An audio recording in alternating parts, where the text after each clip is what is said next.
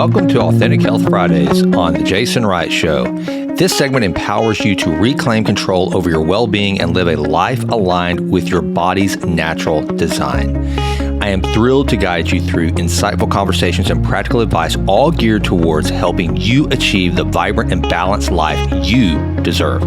In this dynamic series, we have the privilege of tapping into the expertise of a true visionary in the field of health and wellness. Dr. Gus Vickery, the founder of Authentic Health, located in the scenic heart of Asheville, North Carolina, is more than just a renowned author and speaker. He's a beacon of wisdom in the world of precision medicine and integrated health. Each episode, Dr. Vickery will be your trusted companion on a journey to unlock the secrets of authentic health. Drawing from his extensive knowledge and expertise, he'll share invaluable tools, tips, and information to guide you in understanding your body's unique needs and embracing the principles of precision medicine. So, with that, sit back, enjoy. Oh, and by the way, if you ever have any questions, go to jasonrightnow.com or improvealwaysandalways.com and go to the contact sheet and leave me a message, or go to Insta and go to Jason Right Now. Leave me your questions. We will answer those on the show. I'll get them to Dr. Gus and we will tackle your questions individually. So with that, now sit back and enjoy this episode of Authentic Health Fridays with Dr. Gus Vickery. Thanks for listening.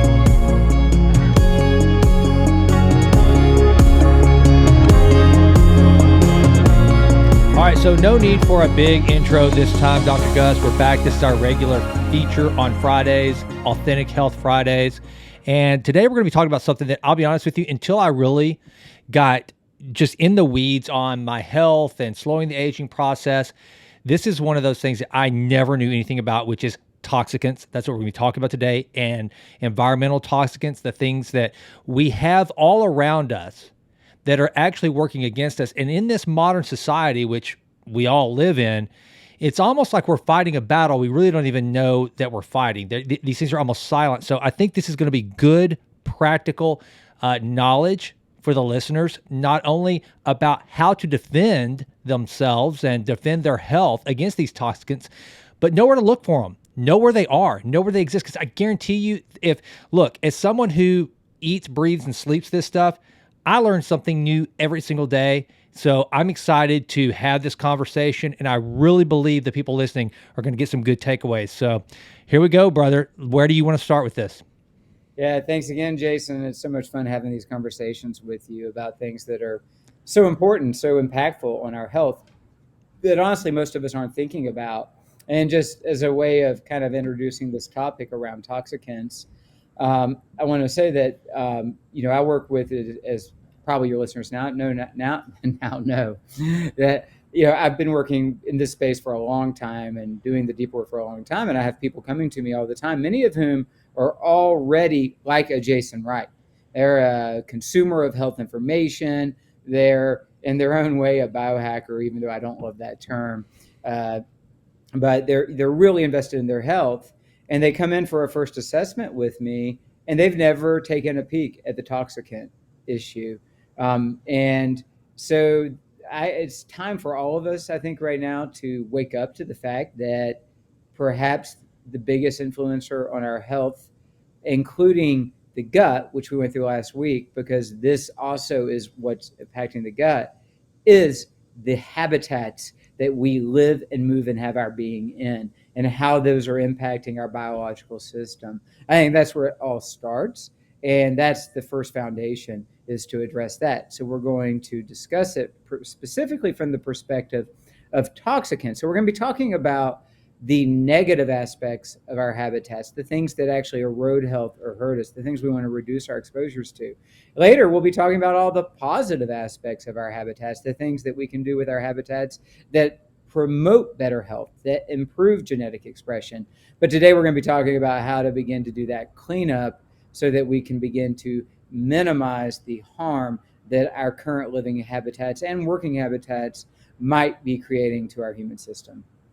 So would I be correct in saying that we're probably going to cover, because when people hear toxicants, they automatically think of something you put in your body, something that we're eating, which obviously there's stuff that our food is coated in, that it's used to, whether it's pesticides or whatever, but also will we be going into things like EMF and just all these other things that, again, you don't readily think about. And one of the things that you talk about a lot is Roundup. You talk about Roundup, and it's on so much of our I guess in the farming industry, agricultural industry. So it seeps in. So, where would you like to begin as far as, is it identifying the toxicant and then how to defend against it? And then there's one that before we leave, I want to make sure that, just selfishly, taking advantage of the bully pulpit of this being my podcast that I've got you, I want to know about the need for reverse osmosis and water, because I think that's one of the ones that blows people's mind when they find out just how toxic our tap water is if in there. But there are some steps you can take. So just at some point, you go in the order you want to. You're the expert, but I do have a selfish request. I want to know what I can do to really protect my water, because I like to drink at least a gallon a day. But if I'm drinking, poisons and too much fluoride and all the other things that are in my water, well, I want to avoid that as well. Yeah. It's a great question, and we absolutely are going to discuss water as a major source of toxicants, and we will be giving some basic advice to the listeners today for the most important variables in their habitat that they should go and start thinking about today, beginning to change to support their health. And water, being that the human body is 90-something% water, is going to be one of those very important, most important variables. Water, cool. Air, and food are like critical. EMF and electricity and light, those are going to be topics of discussion, but they really belong in their own category. That's actually the sort of a next step. Like, we start with the big movers. And I'm not saying those aren't big movers, but they're harder to measure, and it can be sometimes a little more challenging to begin to get your mind around what you need to do. Water, air, and food, and maybe the things you put on your skin, everybody understands that. And we have ways of measuring it and giving you guidance. And we also have plenty of options for how you can begin to recreate how you interface with personal care products and hygiene products and cookware and what you drink, what you eat, and what you breathe, so that you can begin to make a difference in those areas. Okay, so whenever a patient comes to you and you're trying to let's say somebody like me that's like, hey, Dr. Gus, I want the full meal deal. I want all that you've got to offer. And we're going to start with this detoxification of what we're talking about, these detoxicants. How would you say detoxifying? Would that be right? Or just does detoxifying work? So when we refer to the body's processes, we're talking about detoxification.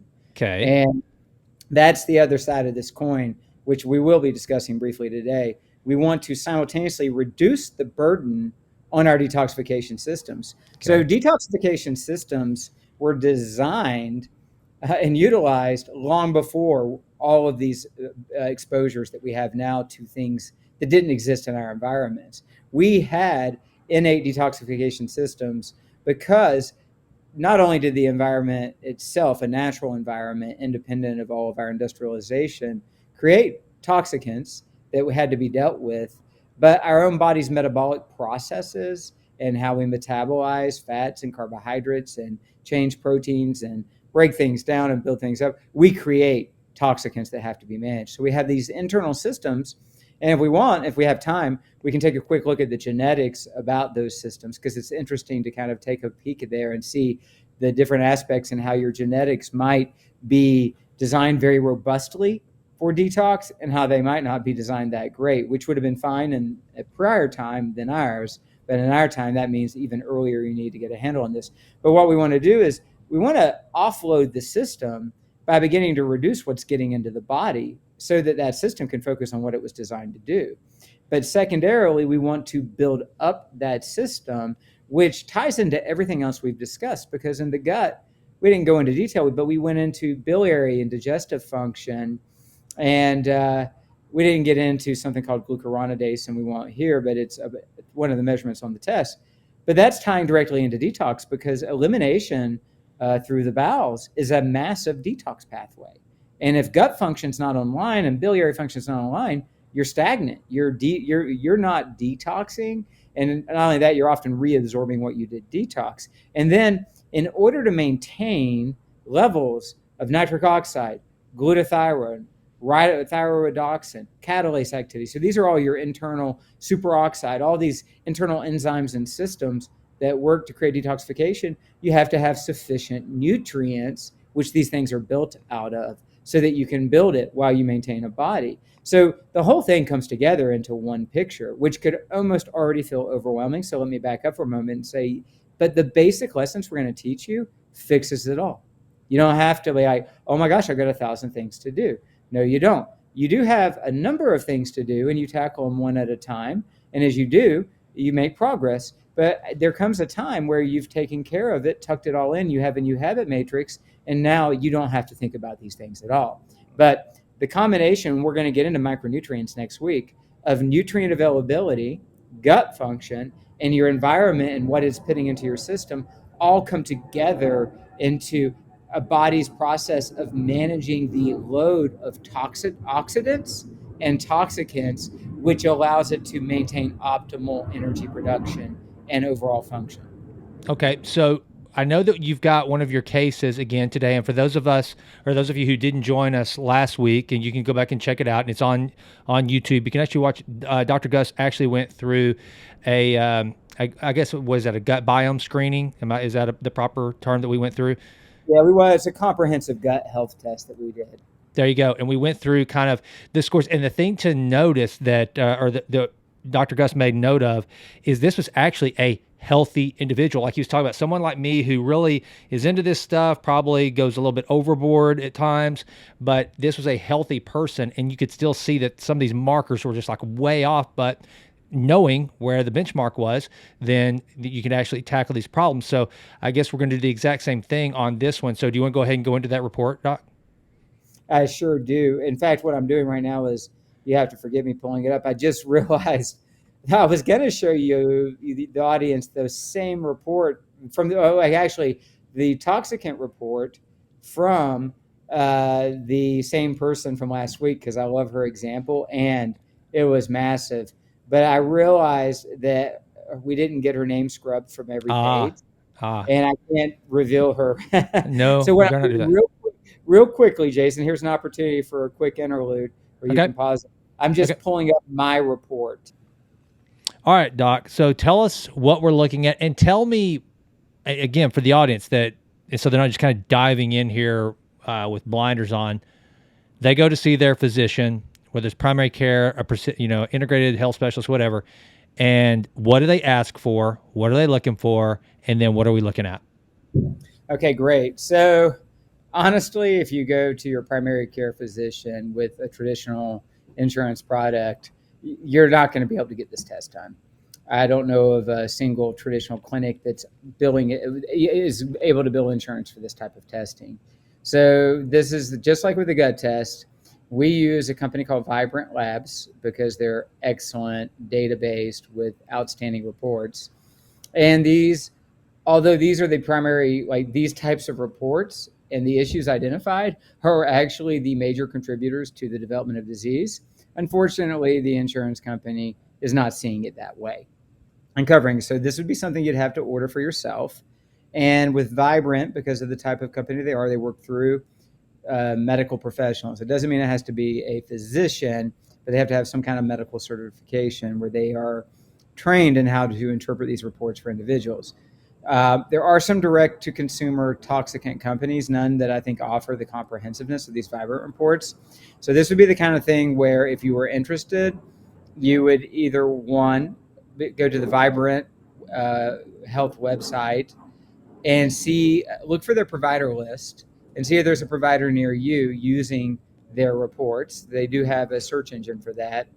Or two, go to our Authentic Health website, where you would have the option to be able to get a toxicant report and review it with our health coach, who is a toxicant expert. In fact, all of my patients who are working with me individually, I review their toxicant report and I take it into account when I'm doing their assessments, but their actual intensive consult around toxicants is done by the health coach because that's what she does all the time. And we'll probably at some point have her join us on the podcast to go into more detail about this. So if you wanted to get a test, this is what we're looking at here is a comprehensive toxicant assessment through Vibrant. It includes heavy metals, mold toxicants or mycotoxins, which are hugely important, and a lot of different environmental toxicants. And I'll describe the categories as we go through this. Now, this test was my test. You can see my name up here from back in 2021. Now, the metrics on the test are all still the same, but the reporting these days is better with like a dashboard. And I was hoping to show you the report from the same person who we reviewed their gut report, because it's lit up with all aspects of the report have issues. But unfortunately, I had not, her name had not been scrubbed completely from the report. So I'm using mine to give an illustration, but I'll tell you a bit about what most people's look like as we go through this. So this is mine from 2021. If it's okay, Jason, I'll just kind of start to describe it in a very general way. Okay. So the first section that we're looking at here are heavy metals. On the new reports, your front page would show you all categories and anything that showed up at high risk levels and anything that showed up at moderate risk levels. Now, you can see that my heavy metal screen was all normal. I will tell you that I commonly see moderate elevations in arsenic, beryllium, cesium, most recently in a person with brain health issues, high levels of lead, sometimes mercury, as well as sometimes thorium and tin, and aluminum. So I usually expect to see a number of these heavy metals at least moderate levels. And that is due to their presence in both food and water and some of the products that we're using, like aluminum cans. Mine's not as illustrative because it's normal. And that's why I would have loved to have shown you hers, which had 4 high levels of heavy metals. But then we move on, and the next section is the mold toxicants. And you can see that I have a high level of this one here, aflatoxin B1, which is typically associated with a mold called Aspergillus, which is a very common environmental contaminant. You can get exposed to this on food products, but this is primarily breathed in basically in environments where there's been moisture damage or poor humidity control, older homes, non-sealed crawl spaces, water leaks, things of that sort. And I actually got this report at that time because I had ended up staying at I went to a basketball tournament for my son, and we ended up staying at this beach hotel, because that's where the team was staying, that was riddled with mold. And I'm genetically very sensitive to mold. I could show you those genetics too, where you don't detox the mold well, and it has a pronounced impact on your immune response. So mold toxicants are one of the number one drivers of many of the symptoms that people come into a doctor for: brain fog, cognitive concerns, depression, chronic fatigue syndromes, physical fatigue, chronic inflammatory feelings in muscles, joints, skin. Mold toxicants can wreak havoc on human systems. And many people have genetic polymorphisms where they don't actually detox these effectively. So they hang around in your body potentially for years, wreaking havoc. And simultaneously, you have this immunological response. So your immune system is continuing to create a robust response to something that's probably not directly dangerous, and you're not clearing it from your body. It's like a chronic infection, but it's not really an infection. And I had suspected, based on how I felt when I stayed there and after, that I had gotten mold exposure. So I actually did a detox for these molds and felt much better within 1 month. But I did have some aflatoxin. I did have some patulin, which is associated with penicillium, another common mold. I was a little surprised because the rest of them actually looked pretty good. I only had those 2 identified. You can see all of these others. Ochratoxin is a horrible player, causes serious problems. I usually see high levels of those in 80% of people in first assessment, unless they've really been controlling their environment from a humidity control and knowing that they've had mold inspections. And then I'll commonly see some of these others like citronine and others. So these mold toxicants are critical. And when I first started doing these panels, this is why I started doing them, because I began to learn of the role of mold toxicants in chronic fatigue syndromes and in eventually autoimmune diseases and many chronic brain inflammatory conditions. And I realized if I was treating a patient who came to me because they had a lot of medical concerns and we had not screened for mold and dealt with it, we weren't addressing very important root cause variables in their condition. So almost everybody I see actually needs a mold detox, which we do. We match it with specific products that will clear these mold toxicants from your body. And then we ask that you do the proper environmental survey. So you can see all the different ones that we assess for. And I had the two. It wasn't too bad. I was actually reassured because it was very focal and I knew I could detox that. These are continuations of the mold toxicants. You can see how many they are. All of these have a lot of data around the problems that they can cause. Here's all the studies cited about these top molds and what they can do. There's actually far more studies now. And this is just telling you about the validity of the test and interpretations of reports. Later, there's a little blurb about each of these. Now, this gets into the environmental toxicants, and I wish we had the whole list. You can see that I had high levels of bisphenol A. Virtually everyone does, because it's almost impossible to avoid. Now, this is a plasticizer. So this is commonly thought of like BPA-free plastic bottles, BPA-free baby bottles, BPA-free this, that, or the other. Now, other plastics that are BPA-free still have plasticizers, and we don't know exactly how to measure them or their health effects. So really, for the most part, it's best to try and minimize your engagement with food or beverage from plastics as much as possible. Choose glass, buy things in glass, and then pour them into your stainless steel bottles, drinking bottles. Try to minimize plastics. In my particular case, I was pretty careful with plastics. It turned out that a canned beverage that I was a big fan of, that I thought that was just an aluminum can, had BPA linings. A lot of aluminum cans, they stiffen it and reinforce it with a BPA lining, and that's known to leach into the beverage itself. And because I was like, where am I getting this from? Mm-hmm. And I dug around and I realized, oh my gosh, I'm drinking 2 of these a day, sometimes 3. It was like a commercial sparkling water with a little flavor, and it was in a BPA lined can. So I switched that beverage. I found something that did not line the can with BPA. So I had some BPA. I went ahead and ran my detox protocol to include these. I had a tiny bit of Astrazine, which is a herbicide commonly sprayed on golf courses. I was not playing golf in 2021, so it must have come from somewhere else. Now, here's the funny thing. I do ground or earth, so I like to walk out in grass or whatever, regular surface of the earth, barefoot for 15 minutes or so a day at least, if not longer. And I had been grounding in my backyard, and we had this grassy backyard, and it had been sprayed with herbicide, like broadleaf emergent stuff. So I think I probably got that from there. So real quick, Doc, will you describe to the audience exactly what is going on during grounding? Well, it's very complex, but essentially I'm going to give you a very general version of it, and I'm no expert in it. But our bodies are basically batteries. We're like an electromagnetic battery, and we have a charge, and that charge does reduce as our energy depletes. And there are a lot of things that can affect that charge, that can deplete that charge faster. The Earth also has electromagnetic frequencies that it creates.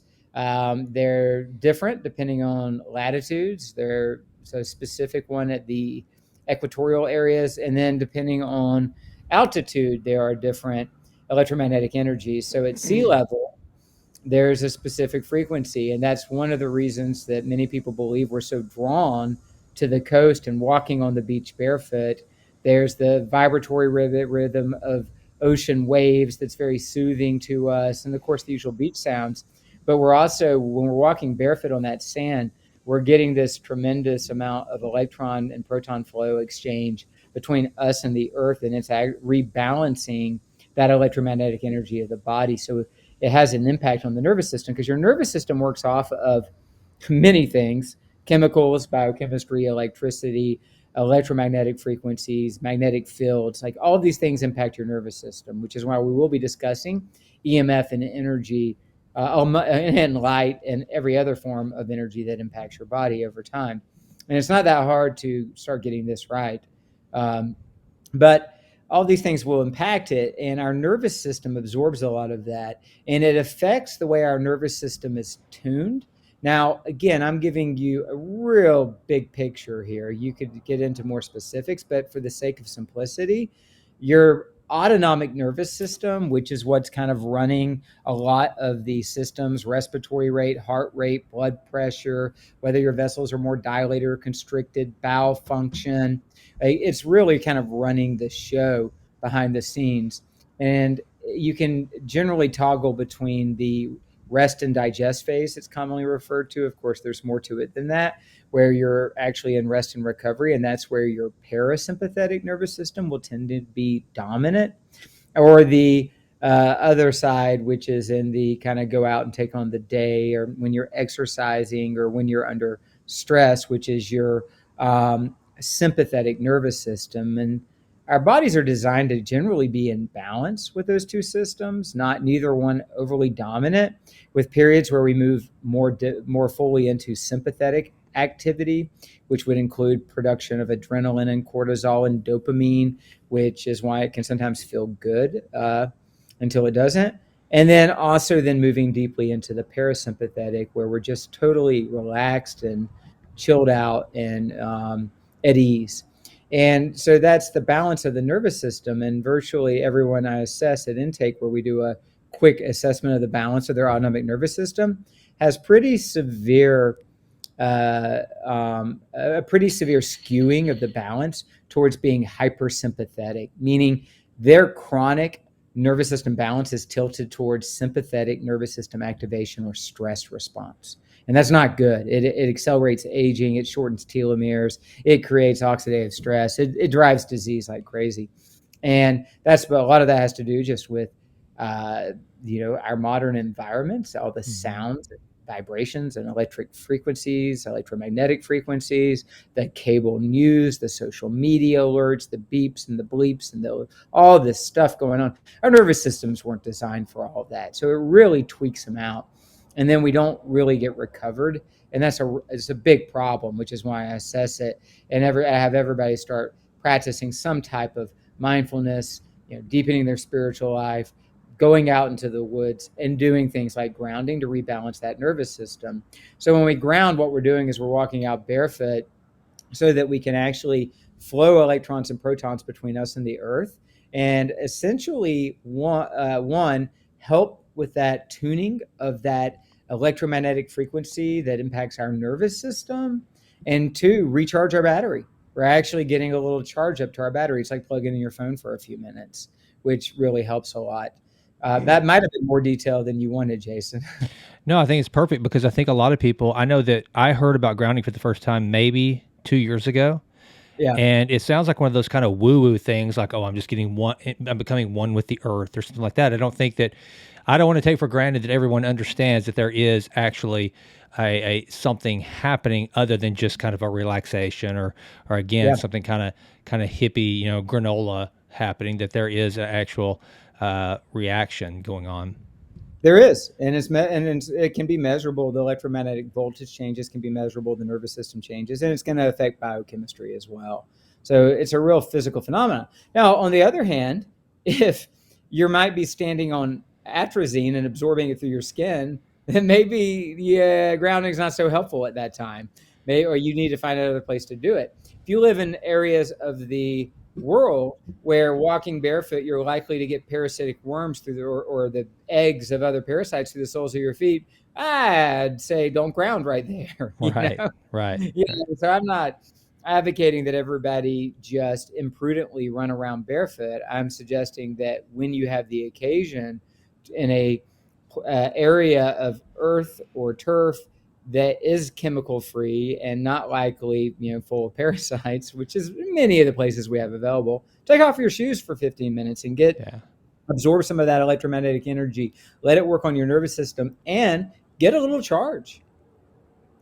That's what I started doing whenever I started grounding. It's just I stand when the sun is really up early in the morning, when it's finally hanging pretty high in the eastern sky. I stand and I ground and I face the sun and I just get that vitamin D, and it has a real energizing effect to it. So okay, well I do the same took morning routine, but I also will do it later in the day. It's out to a particular area where the sun's shining down in the morning. I'm barefoot. I'll do it, and you probably do the same thing, because this is like a bunch of biohacks into one. Mm-hmm. It's like a way of stacking everything. I'm practicing some spiritual mindfulness as I'm in nature, while I'm getting natural light to my retina in the morning, my photon receptors, and to my body. I'm standing there barefoot, probably just wearing a pair of shorts. It's a private place. If it's cold outside, I'm actually getting cold exposure.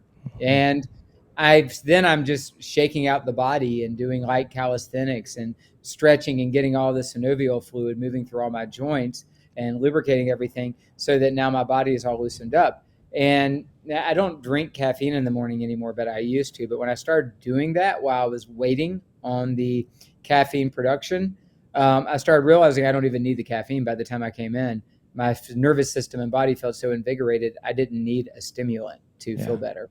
Yeah. Okay. All right. Well, continuing on the report. Yeah. So atrazine, and then I had this phthalate. Phthalates are really common.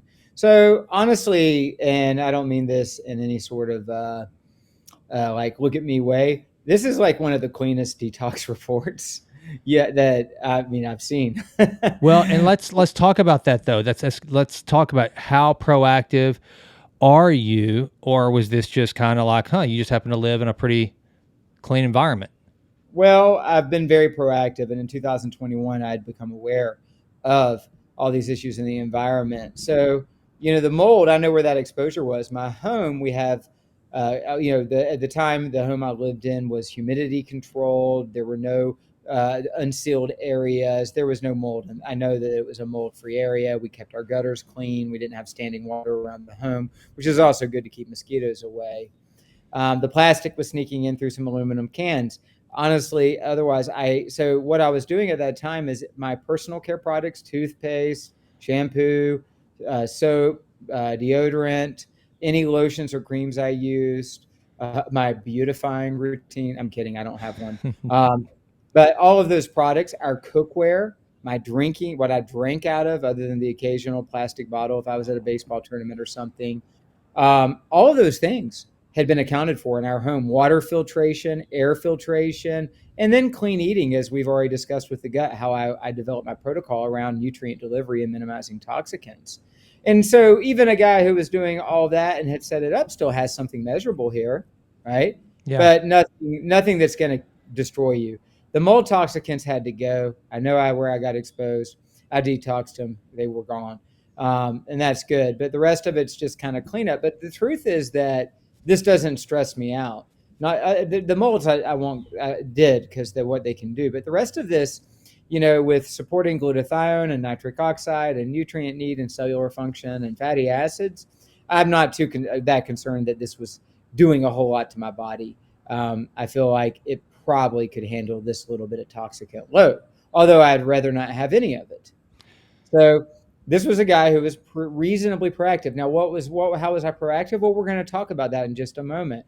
Again, how you can program your environment so that your report will look like this or better, instead of like what I'd like to show you a report would look like, where it's just lit up across the board, which is most people.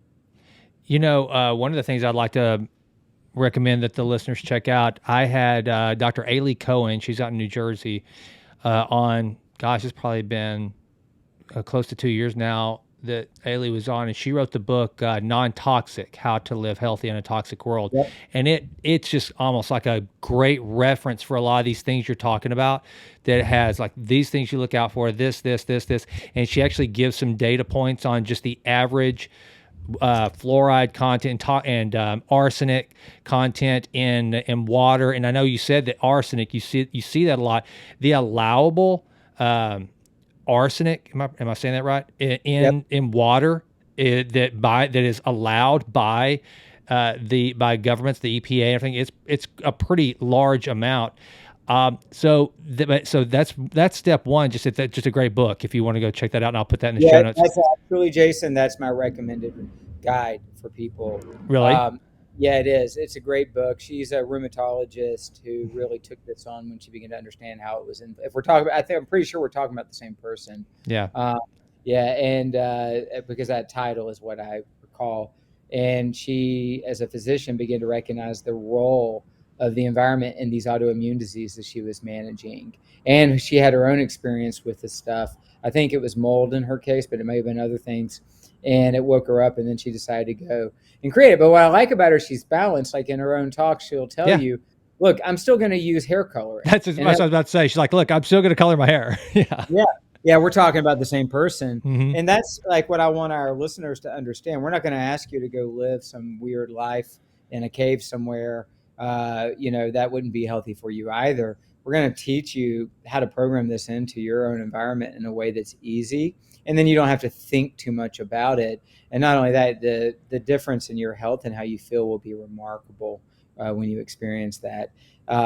So I really do wish I could show you the typical patient report, because it's eye-opening when you see the number of these toxicants. But if you read a little bit about it, like atrazine, okay, so what was in my body, it's very common herbicide. It's a pre- and post-emergent broadleaf, pre-emergent. It's put on food, but it's also on golf courses really, really heavily, and then residential lawns. And so the broadleaf application to my lawn likely is where I got the atrazine and into my body while I was grounding, ironically, Right. So again, this stuff can escape you. And then here's glyphosate. So as I've mentioned, over several hundred tests, there have been 3 that at baseline did not have high levels of glyphosate. I didn't say no glyphosate because I think it's impossible to avoid altogether, probably. But you can see where my level was, and subsequent testing has proven that it's been the same. So this approach that I suggest does appear to be effective at keeping those glyphosate levels low, reducing that gut disturbance. And then there's a lot of others. They fall into general categories like phthalates, which are really common. I did have this one. And so they're environmental toxins. Oh, by the way, the Astrazine, they mentioned that it's an endocrine disruptor, and it especially can affect development and pregnancy. Right? So it can affect neonatal development as well as kids during puberty, their normal development in terms of reproductive hormones and their response to those. So, of course, these phthalates are plasticizers. They're widely used in cosmetics, adhesives, detergents, lubricating oils, automotive plastics, plastic clothes, which are more common than we realize. Yeah, I was going to ask you actually about that because of all of the polyester and all the things and just cheap clothing that we have now. It is very plasticky, right? Yes, we really need to start thinking about back to natural fibers again for our clothing. It's right against our skin all day long, and then we're sweating into it. It really is a big, big deal. I try to find good quality natural fibers, and if you're looking for things that quick dry, you can find other companies that make it. You pay a little more, but these T-shirts and things last years. So who cares if you paid $20 more for the T-shirt that's non-toxic? That you're going to be able to wear for 3 years. Right. Yeah. So they're exposed to them by eating or drinking contaminated foods, but also breathing in air. Imagine how many phthalates, vapors, and dust are out there. And, they can cause some respiratory irritation. But the bigger issue is the endocrine disruption again, depressing leukocyte function or white blood cell function, immune function, possibly impacting cancer. They've also been associated with diabetes, insulin resistance, breast cancer, obesity, metabolic disorders. And you'll read this over and over again on these classes of these different toxicants: parabens, phthalates, benzenes, xylenes, which is what we're looking at here. All of these, thankfully, I didn't have those. I did have the bisphenol A. Obviously, this is hard to avoid. Again, I've not had a single person have the low control level.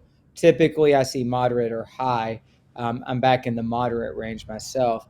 So it's just it's in our cars, it's in sports equipment, it's in epoxy resins, it's in water, it's everywhere. It's really hard to avoid. So you just want to try to moderate it. You don't want to make it worse by drinking BPA, like plastic bottles that are made with BPA that have been sitting in the heat. Like when you see someone drinking a water bottle that was sitting in the sun for 45 minutes, the plasticizers are so leached into that water. You are drinking toxic milieu. You'd be better off to be a little bit dehydrated than to drink that. Yeah. Wow. Yeah. So, so again, the list goes on. You can see all the things we can assess for. So a lot of different environmental toxicants that fall into these different categories that are found in food, water, air, and cookware, and clothes, and in personal care products, right? So there's a lot of avenues, breathing, eating, drinking, and applying to our skin to get this stuff in. And so I have every one of my patients complete a full toxicant assessment, and I'll go ahead and stop sharing now. How much does that cost?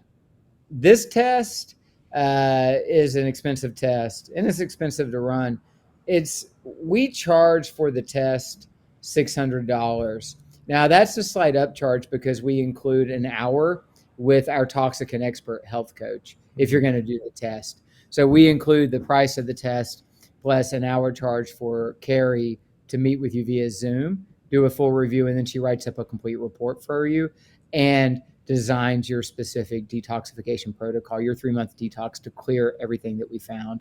So that product is a $600 product, basically. It's worth it, you know? Well, sure. I mean, that's the thing. And that's one of the things I'm excited to get into, because when you see a report like that, most people, even if they did do that at their primary care physician, which, like you said, insurance isn't going to cover it, because I mean, that'd be crazy to actually cover preventive care and keeping people healthy. No, we only insurance in America generally only steps in whenever you're really sick and whatever, but I digress. And so it's not only good to have the information, but if you don't know what to do with it, then it's kind of useless. So let's talk about kind of that. You've said it a number of times, like for the mold, you went through your detoxification process. One of the things I'm excited to let this audience know about is glutathione, that I never knew anything about it till I had Dr. Nayan Patel on, who's a mutual friend of ours. He's Tony Robbins' guy. You know, Tony Robbins now will not travel without Nayan's product. And so talk about somebody gets the report back, they see that they've got some mold and some of these other big words that I can't pronounce because they fertilize their yard and they've got stuff in their water. What are some of these products? I guess just go through your regimen that you did to detoxify, and it's kind of like a, generally speaking, most people should be looking at to start that process. Absolutely. And one thing I would like to just real quickly say about if you're trying to go to your primary care doctor, you're never going to catch me speaking dismissively about the primary care doctors out there that are available and trying to see you. And also often, and we still do this in our clinic, draining an abscess, sewing you up, diagnosing pneumonia, like a lot of really useful things. The reason that if your insurance isn't paying for it and they're not familiar, they're not going to get this test for you, is they don't know how to interpret it. Mm-hmm. And doctors are putting themselves in funny positions when they facilitate tests that they're not familiar with and they don't know what to do with the information. It's a real liability concern for them because they become responsible for it, yet they are not competent because they haven't trained in it. Up until a few years ago, I wasn't competent to look at this type of test and tell you what to do. I didn't use these types of assessments because I wasn't fully familiar with the role of toxicants in health. I knew about it in a general way, but I didn't know what to do with it if I could test it, right? Like, what am I going to do with all these mold toxicants and heavy metals? Am I going to tell a person to go buy some charcoal and take it and hope that it clears it? What if we retest and nothing changes and they spend all this money? So the lack of confidence in that I would know what to do and how to interpret it and how to guide people really caused me to stay away from this for a long time. And even as I began to know that this is really important. And so finally, I just dug in and found the resources and started doing the reports on myself, my family, and other people who I like, look, can I use you to learn how to do this? And then sought instruction from the experts at Vibrant and other experts that I knew in this space. But it was when I came across a company that we have a relationship with, not any ownership or anything like that, but we have like an affiliate relationship, I guess.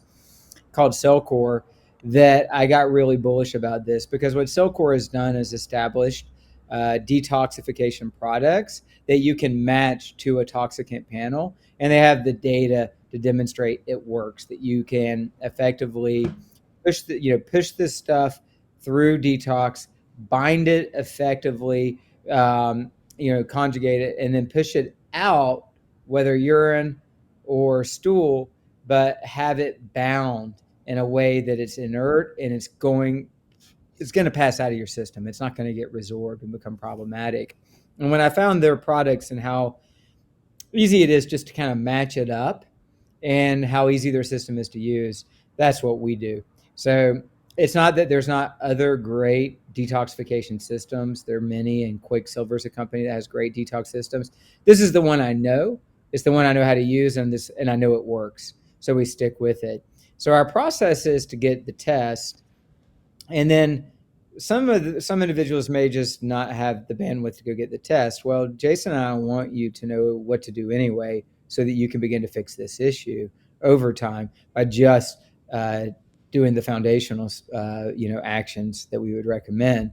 But if we get the test and we look at what we see, typically I see a number of different mold toxicants, several at least, if not more, heavy metals, and then all kinds of envirotoxins: high glyphosate, high atrazine, high phthalates, high xylenes, it's just bad.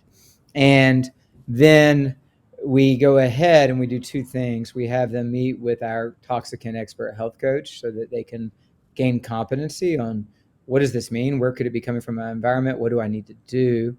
If there's a lot of mold and there's a lot of heavy metals, we may suggest a building biologist to come to their residence and do a full inspection on air, water, mold, and find out what they can do to their living habitat to fix it. We don't have to do that most of the time, but sometimes it's highly recommended depending on what we see.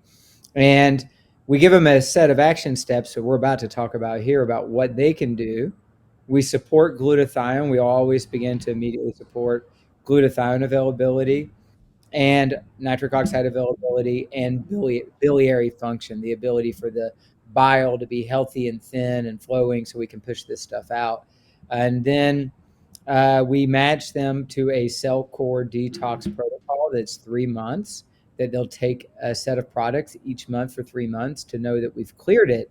And then when we've finished that, what's happened is they've restructured their environment.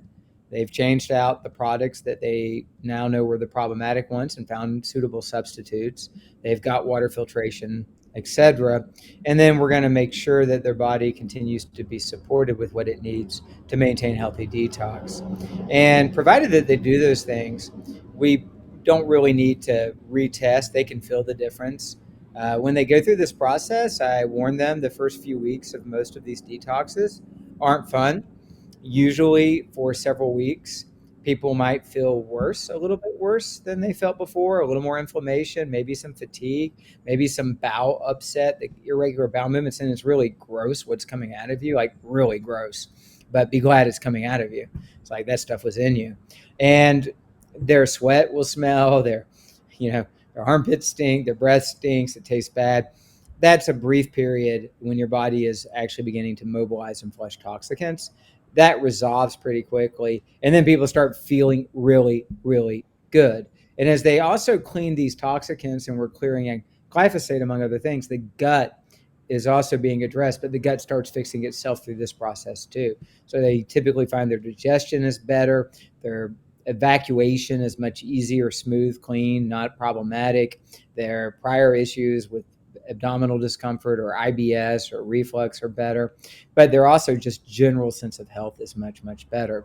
So the end result is they're really excited that they did it. They're balled in now, and now they're going to go forward, always being vigilant about their habitats that they spend most of their time in. That's usually going to be work and home, or maybe they own some sort of like retreat vacation type place they go to. They're going to get those spaces cleaned up and get things dialed in. And then they're going to continue to maintain that support. Like next time I go to a beach place like the one that I went to, I would be better prepared. If that's where my son's teammates are all staying, then I'm going to stay there with them. I'm not going to go like, oh, I got to go be in this other hotel.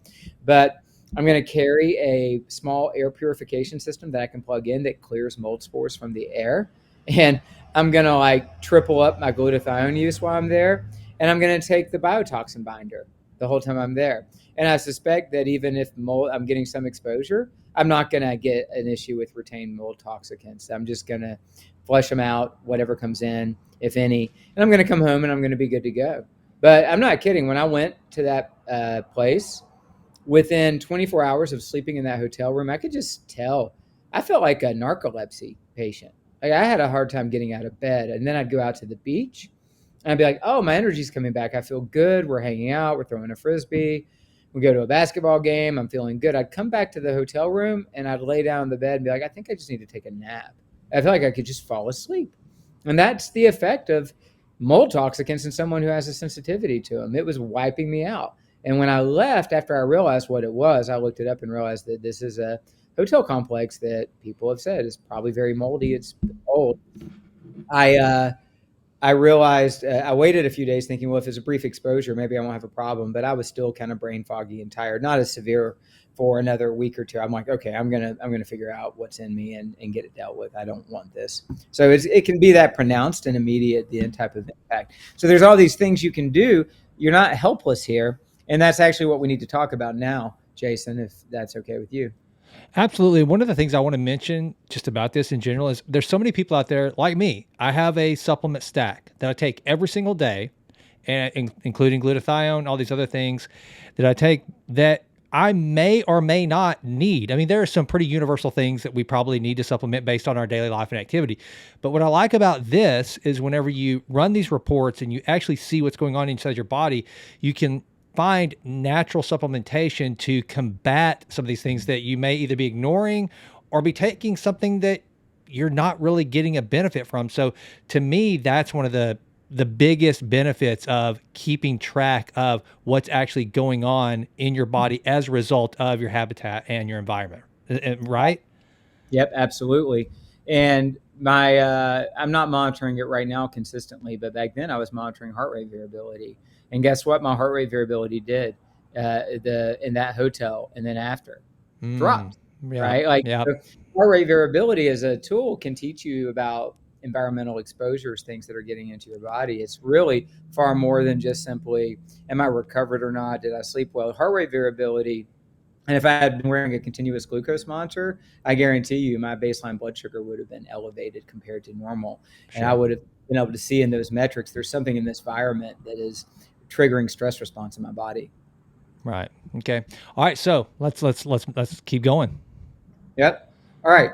So what are we going to do about this? What a mess, right? We live now in a time where unless you are living out in some remote area, or maybe you have the opportunity to move to a place that's not created the same toxicant burden like a Costa Rica, this is life, right? Like you're not going to be able to hide from this stuff. It's everywhere. And it's in our neighborhoods where everybody's spraying chemicals on our yards and on our weeds and beds and stuff. And it's being put out by businesses. I'm for progress. I'm not here to say we should go back to be hunter-gatherers. But what can we do to recapture those potentials, to put the body in a position to better interface? I mean, the first principle is to recognize that your biological system is intimately connected to the habitats that it is living, moving, and having its being in. You're not disconnected. You're not this separate being enclosed in the skin suit that can just move around with impunity through your environment and think, oh, just as long as it didn't get into me through ingestion, it's not getting into me. No, we are designed in a way that we're intimately connected to the habitat around us and sensing it on so many levels we don't even understand. And so everything going on in our habitat is affecting our body's performance and our health. It's either taking us in a positive direction, it might be neutral, or it's taking us in a negative direction. Right now, as it stands, at least for most people upon intake with me, their living habitat and perhaps working habitat is eroding their health. It's taking them in the wrong direction. It's aging them in an accelerated way. And it's a major factor in why they can't lose weight, or why they have metabolic diseases, or why they can't seem to resolve their chronic muscle pain, headaches, respiratory issues, skin issues, etc. So we got to deal with it. It's a first principle thing. So, the big ones we've already mentioned: air, water, food, and what you apply to your skin. So, Jason, you already brought this up, water. So we'll start there. Clearly, what we drink for hydration, and that'll include beverages that are not necessarily pure water per se, but they're all water-based. It's carbonated beverages, sparkling waters, anything that you're drinking has water in it. That is critical and not that hard to solve this one for the most part. Just go ahead and assume that your municipality water, and unless you're in a pristine area, your well water, if that's what you have, is contaminated. It is. It will likely have heavy metals, enormous number of industrial byproducts that include serious carcinogens, and it will have pharmaceuticals and pharmaceutical metabolites and many other things that you don't want in your body. The Environmental Working Group, we've mentioned them, we'll mention them several times, www.ewg.org, has a water section where you can go and search your zip code, and you can pull up somewhere within the last year a report on your water system's water. And you can see how many contaminants were found that exceed EPA standards. And most people are shocked when they see it. Like, whoa. So I don't say that I never do it. I mean, in a pinch I may, but I almost never drink tap water or brush my teeth with tap water. I just don't. So what do we need to do? We need to filter water. Now, there's a lot of different filtering systems. The two primary ways of doing it are using charcoal filtration, which can be adequate, and then reverse osmosis, which Jason mentioned. So you can do whole house systems, which is what I recommend. That way, every tap in your home, so what you shower in, what you wash your face in, shave in, if you shave, and what you drink and cook with, it's all clear. You just know it's toxicant free. And reverse osmosis is like 100%. There is another side of that. Reverse osmosis removes everything. So some people will call it dead water because it's got no minerals. It's just pure H2O. And so some of the systems now run it through these mineral beads, which can remineralize it, restructuralize it. I think that's smart to consider adding those things on. Or you add a tiny bit of sea salt or trace minerals to your water to remineralize it. You don't do that in the shower, of course, but for anything you're drinking and stuff like that or cooking with.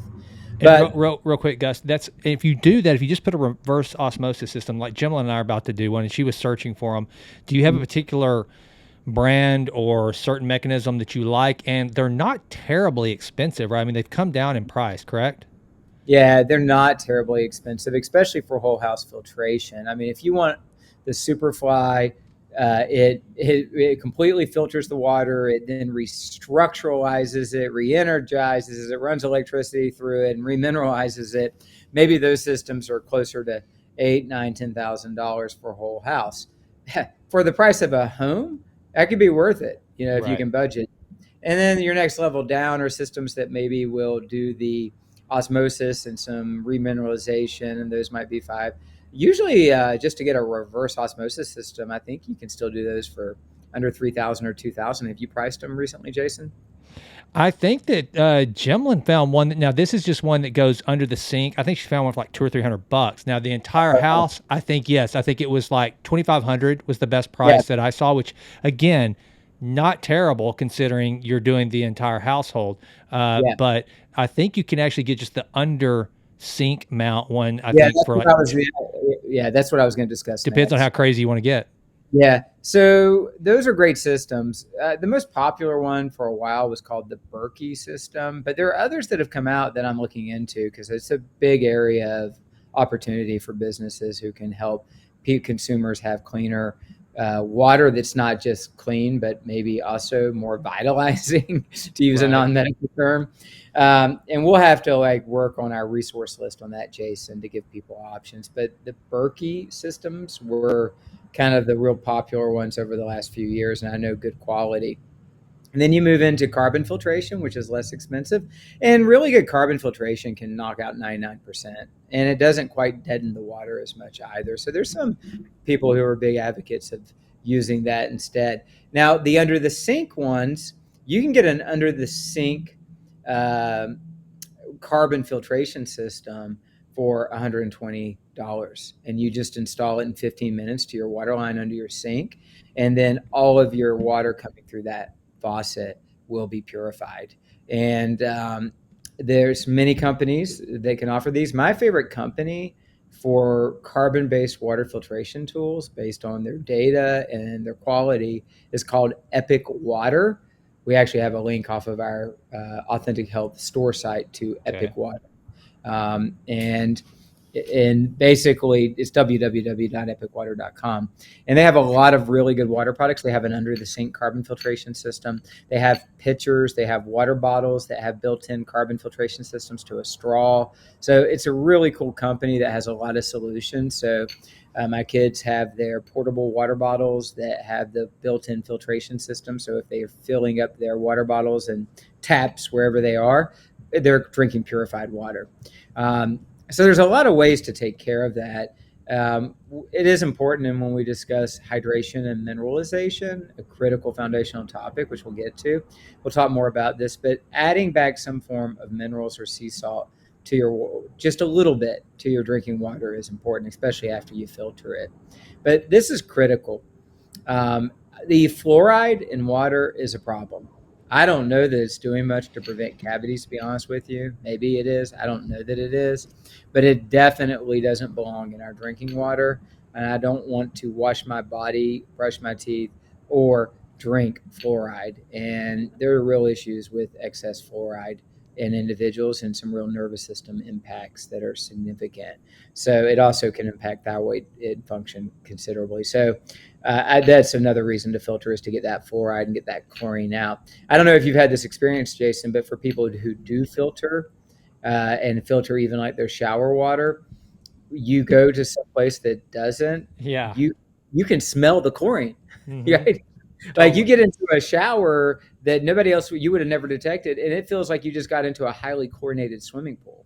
Right. Totally. And is it, I guess, okay, so what's happening with soft water? Is that something we should be concerned with? Is that something that's got too much of something? What's going on with soft water?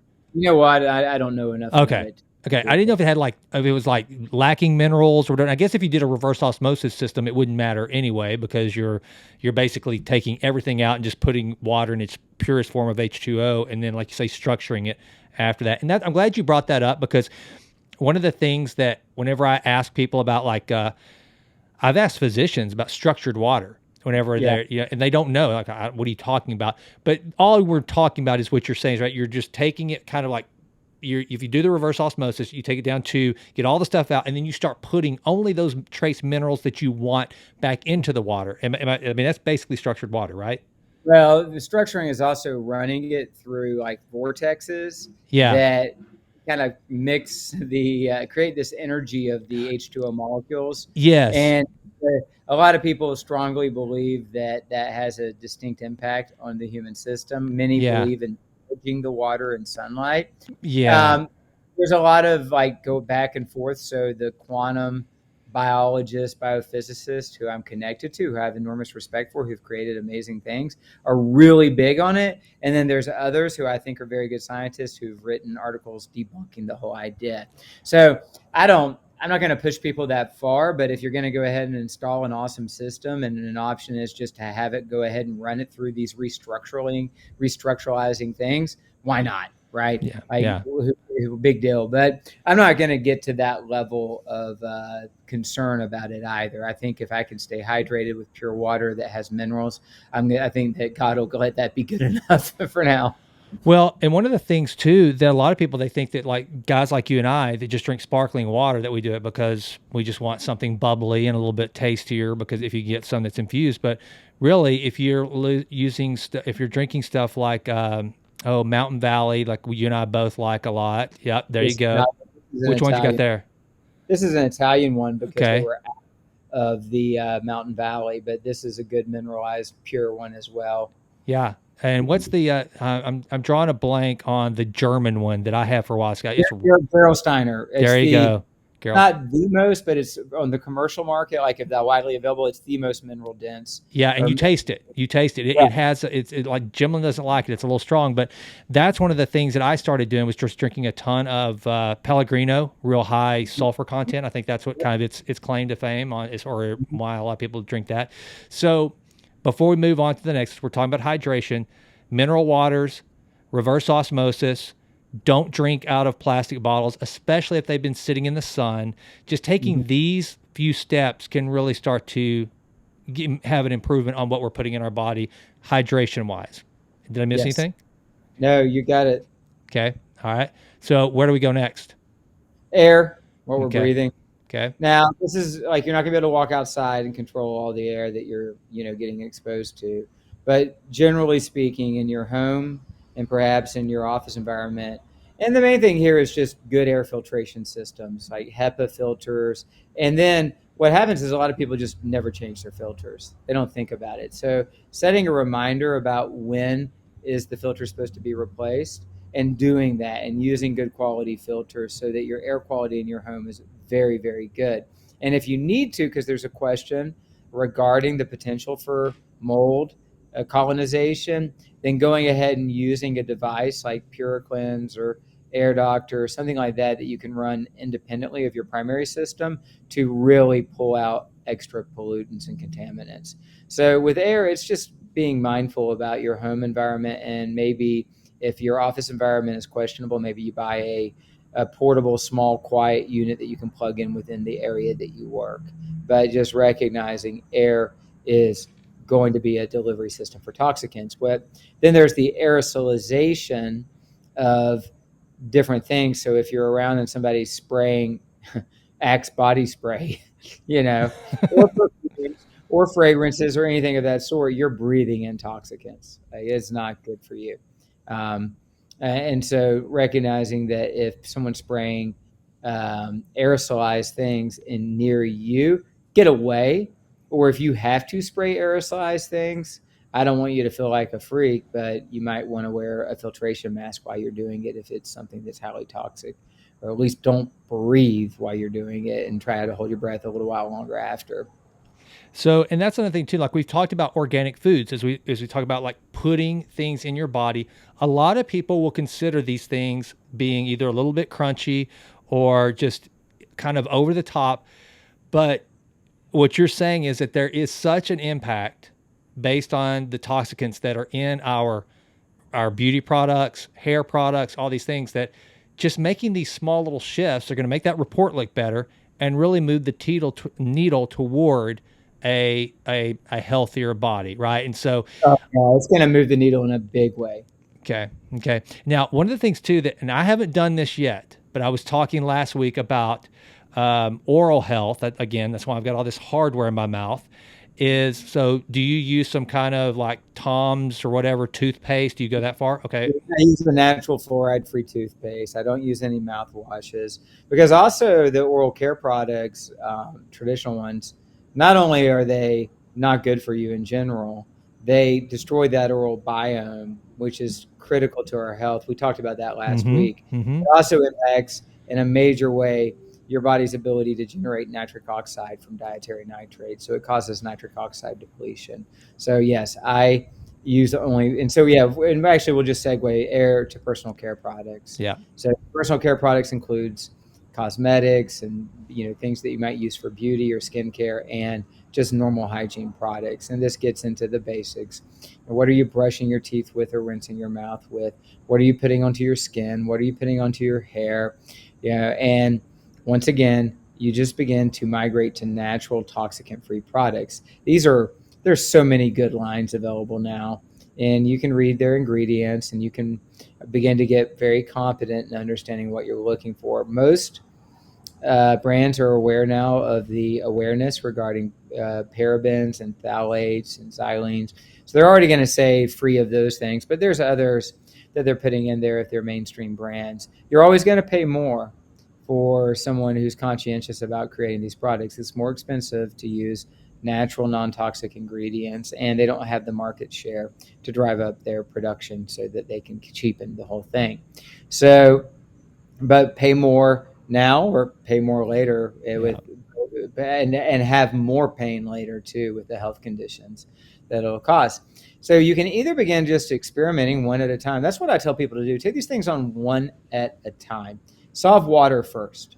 Right? Get on water. Okay. Get that fixed. Check that box. Then, all right, let's move to air. That's a pretty quick and easy one. Maybe solve water and air together if you're up for it. Food, we've already talked about, critical. Like, so you've got to be working on the food. But then I'm like, all right, well, let's go to food storage and what you're drinking out of next. So that's going to be your cups, that you drink out of, what you carry around with you, and what do you put your food in if you're going to keep it after you cooked it at home. Well, not hopefully plastic containers or styrofoam, especially styrofoam. Put it into metal or glass containers. I know that's inconvenient. I know that's heavier. I know they're harder to carry around. They're fragile. It's worth it. I promise. There are so many good products in the marketplace now that are available to solve these problems for us. Avoid as much as possible wrapping things in plastics or putting them in plastic baggies. Use different options. So again, the Environmental Working Group is a great place for a resource list for all of these things. We'll be working on our own for you guys, but for now, the Environmental Working Group. And then there's a number of great websites that have these vetted lists. And these are often these were moms caring about the environment they were raising their babies and begin to understand this and start going out and figuring out for themselves and blogging about it and finding it. And, cookware. What are you cooking on? Please, please, please, no Teflon. If you've got anything Teflon that you're cooking on, throw it out today. Stop. The PFASs are leaching into your food. They stay in your body for years, decades. Very hard to get rid of. Please get rid of Teflon-coated cookware. Please, please, please. So there's all kinds of non-toxic cookware that is fantastic too at food preparation that's available. So I'm like, replace what you're using for food storage, beverage storage, and what you're going to drink out of and eat off of, and what you're going to transport food in. Go ahead and do that. This gets to be a little anal retentive, but actually the woman we referenced earlier when she talks about non-toxic living, she does this when she goes to pick up her favorite takeout and they were about to ladle a bunch of hot Thai food into a plastic container that's not even BPA free, or they were going to put a whole lot of the noodle dish in a styrofoam container. They now know, don't do that for her. She's going to show up with her actual containers, and they're going to put it in those. And I think that's quite smart if you're eating out a lot. Yeah. If you do take out rarely, then whatever. Just come home and get it out of those containers. Don't eat it out of those containers. But if you're eating out consistently, you may want to consider doing that, because that's going to be a big time exposure. I think styrofoam should be eliminated from our environment altogether, personally. Yeah. But it's terrible for the environment itself, and it's terrible for our bodies. But so then I'm like, okay, so now you've solved that one, right? And most people, that's just reordering maybe some cookware and coming up with some new food storage. It's really not that disruptive. Now you move to personal care, where you're going to have to run experiments. Which of these toxic-free shampoos really works for me? Mm-hmm. Okay? Which lotions and creams really, I feel like, serve my skin well? Jason, we'll create a list with 3 or 4 company skin lines that I think are incredible, that are not just toxin-free, but are like next level with peptides and stem cells and all the stuff that can really create more youthful, awesome, great skin for those people who are interested. Well, probably, or maybe you'll get back with your dermatologist friend. Maybe we'll do a powwow to all of us together and do a good session on skin. Oh yeah, Jenny would be all over that. That'd be great. Dr. Jenny Holman, I'd give her a little shout out there. Yeah, that'd be a fun one. Yeah, I'd let her lead that conversation and just throw in my kind of 2 cents or something, because that's a big one. But we can create those lists with the lines. I try to keep things simple, right? So I just find what works for me, and then I find what might work for the patients, 4 or 5 options, and I stop there. I'm like, these are good. There's a lot of other good options out there, maybe better ones to come, but it's just a lot more to keep up with in life than this stuff. So you find what works for you, and then you're good. That will include anything you put on your skin, hair, or in your mouth for oral care. You replace those products one by one, and then you're done. Yeah. Now, your skincare routines take the same amount of time they used to, but you're not putting toxins into your scalp or skin. Your oral care routine, your personal hygiene routine, same amount of time it used to, but you're actually healthier and feel better. And believe me, what you'll find over time is as you make these switches, your skin is healthier, your eczema goes away, your acne, rosacea is better, your breath doesn't stink anymore. You don't need mouthwashes because your mouth is now normal and your breath doesn't smell bad. Like, all of this stuff adds up to a better experience. You already have your home environment. You know your water's clean. You know your air is reasonably clean. You know your cookware and what you're going to store your food in and what you're doing for your kids. It's all done. It's all automated. You don't think about it anymore. And you just reduced your toxicant burden, your toxicant exposures by probably 90%. It's huge. And the thing is, once you take the one step, then there's a snowball effect. I know that's what Gemma and I have found out. It's like once you start doing, you make one little change, you start to feel good about it, and then you do another and another, and it doesn't take that long. And the cool thing is too, is like on the stainless steel containers that you start replacing all that exo stuff, the sealed plastic stuff with. Yeah. You do it looks cooler, it does look better, and you do it. You're one and done unless you break it. I mean, the stuff lasts for however long. Or glass containers that you use to instead of Tupperware. These little things, it just snowballs. It really. It hasn't taken us that long. And then there's also, we'll do some of this too, Doc. Like we talked about last time on the foods, we will create like priority lists. Like if you're looking at, okay, where do I start my organic purchasing? Well, probably strawberries. They're like little sponges for pesticides. And so you go ahead and spend a little bit extra on strawberries and then just work your way up to going all organic. But yeah, it doesn't have to be all at once. Mm-hmm. So. That's exactly right. So it's walk through step by step, and we keep talking about this, but I promise you it's coming. Some of it's already done. We'll create a short toxicant course that walks people through this step by step. That'll make it a lot easier. Because if you do what we're talking about, and we don't have enough time today because it's such a big topic. I mean, what we're really covering here is hundreds and hundreds of hours of potential learning. We're consolidating down. Is that, we need to manage this side, but we want to manage the other side. We'll get into glutathione, which we mentioned earlier, when we get into nutrients, because that's really the other side of the equation. What does the body need to manage this stuff? And so we'll make sure you have an understanding about this thing, glutathione, that we both mentioned, that we both use, that clearly is really important. And we'll talk a little more about Nyan, because he's such an awesome guy and his passion for this, what he's created. So that'll be next week, micronutrients, where we walk through another report and look at this extracellular, intracellular nutrient matrix and how that's influencing mitochondrial function, detox function, gut function, and everything else, which is really another big foundation stone of building this house of health we're working on. But for today, my action steps are... If you got Teflon, that's number one. Go throw it out and never cook on it again, right? Don't give it to, whatever, Habitat for Humanity. Don't give that stuff away. Make it go away. But today, begin to assess your environment. Begin to mindfully look at your environment as an extension of your health. As it goes, so goes you. You'll begin to really care a lot more about it. And that's a good thing, beginning to care about the habitats that you engage in, because that's where we have to go. This is my little soapbox moment, my little touchy-feely moment. This starts with individual families, and then families with friends, and then little neighborhoods, and then communities, and spreads like that.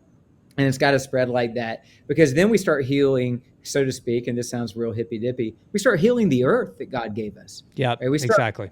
Yeah, we start cleaning up the soil and the rivers and the water, all this beauty, life-giving beauty he surrounded us in, that I have, as a part of this, have just taken for granted and treated so poorly. And no wonder my health is being impacted, not as punishment, just as a natural extension of that type of attitude about this environment. So we're not only here to restore our own bodies for our own individual performance, it's time to get back to being the proper stewards of our habitats and caring for them in the same way. Well, and that's why it's authentic health, right? I mean, we're taking things back to their essence, the way our bodies, our minds, our environment, the way it was meant to operate as designed. That's what we're seeking to bring into our lives and anyone that wants to join us for the journey. That's what this is all about. Indeed it is. And we hope that a lot of people will continue, and please share this. We want this truth to get out there. This is everything we're offering for the most part is free. Yeah. We'll have offerings where if you want to engage that, you can pay, and would be happy to, walk you deeper down this path. But mostly we just want this truth to go out, and for the truth to prosper, right? Because that's going to heal many, many people. Yeah, absolutely. Well, we keep saying we're going to keep these short. We're just going to come in and but we get rolling. We're at almost an hour 20 right now. Oh, gosh. so before the listeners' heads explode, or they could just listen to these in like 5 parts and little bite-sized chunks. We don't care. The thing that Dr. Gus and I want to do is make sure we don't shortchange you, give you all the information that you need and want. And yes, there will be courses on this stuff. You can go as deep and narrow as you want to, but we're going to keep coming back every single week, just giving you as much information as possible to improve your health always in an authentic way that will help you be a good steward of your body and everything around you. So that's it, Doc. I'm good. You want to put this one in the can? I think let's put it in the can, my friend. I really appreciate it all, Jason. Love you. All right, brother. Love you too, man. Thanks so much. All right. Bye-bye.